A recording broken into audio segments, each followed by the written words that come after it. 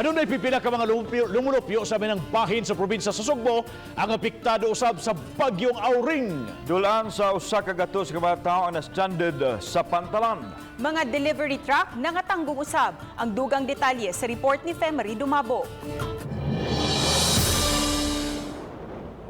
Muabot sa usa ka kilometro ang gitason sa linya nining mga delivery truck sa utlanan sa poblasyon ug Hagnaya sa lungsod sa San Remigio gahapon. Gikargahan kini sa mga pagkaon nga igahatod sa Bantayan Island ug sa Masbate. Samtang naghuwat nga makabiyahe, na mahuway ang mga truck driver ug truck boy ilawom sa ilang mga sakyanan.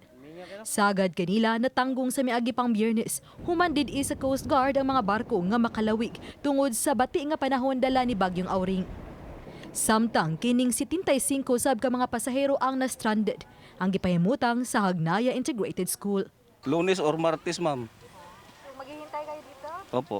Hanggang maghintay? Kesa naman pumalao tapos... Walang biyahe, barko, ma'am eh. Bahala na nagma-stranded, basta safe pod, ma'am. Wala mong gipanghakot, gahapon pa na sila. Karon safety ra sila karon dito sa eskwela. Gihatdan sa namo pagkaon through the DSWD sa support ni Mayor Mar nga ang tanan mga stranded ato yung tagaan o pagtagad. Alerto sa binuo ng mga sakop sa ilang disaster team.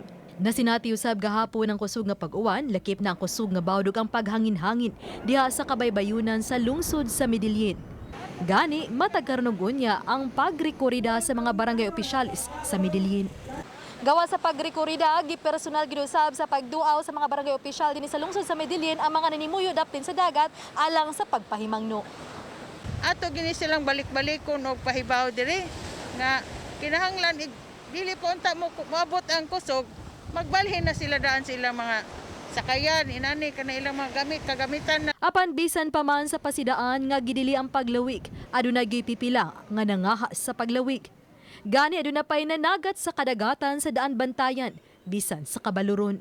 Samtang sa dakbayan sa Danao, gilikay ng daan ang mga sakayan sa ibabaw sa boulevard aron makalikay sa dagkong mga bawd. Uban ni John Solon ug Cleofer Lumayag. Ako si Femery Dumabok. Balitang Bisdak.